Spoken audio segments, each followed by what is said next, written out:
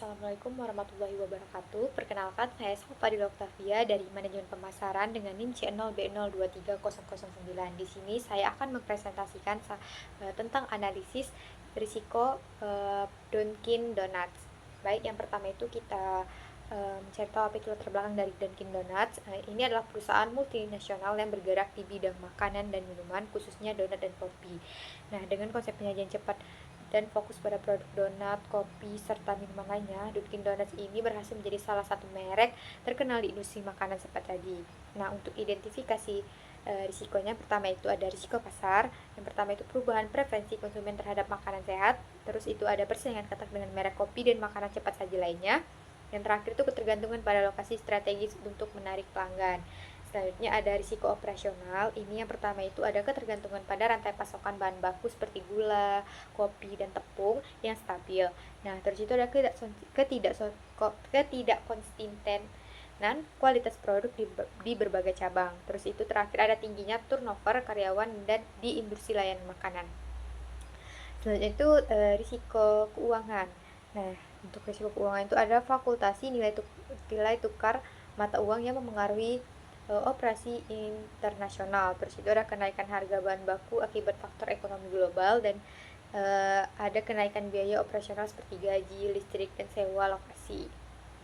Terus itu ada risiko teknologi. Nah, yang pertama itu sistem point of sale atau POS yang rentan terhadap ancaman keamanan data. Terus itu ada ketergantungan pada sistem digital untuk pemesanan dan pengiriman. Terus yang terakhir itu keterlambatan dalam mengadopsi inovasi teknologi baru.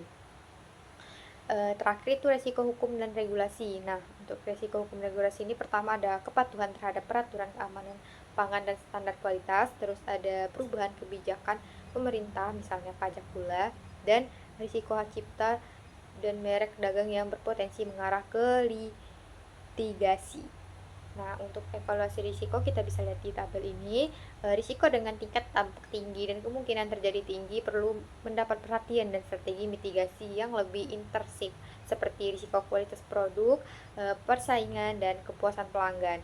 Rencana pengolahan yang baik harus dibuat untuk mencegah dan menangani risiko-risiko tersebut agar bisnis tetap stabil dan berkembang di tengah persaingan dan tantangan industri. Terus itu ada pengelolaan risiko. Untuk pertama itu ada mitigasi, diversifikasi produk dengan menambahkan menu sehat. Terus itu ada membangun hubungan jangka panjang dengan pemasok utama, dan yang terakhir itu meningkatkan kualitas layanan pelanggan. Terus ada transfer. Untuk transfer ini yang pertama itu membentuk kemitraan pemasaran dengan pihak ketiga. Selanjutnya ada menggunakan penyedia jasa logistik pihak ketiga untuk mengurangi risiko terkait distribusi produk ke gerai-gerai.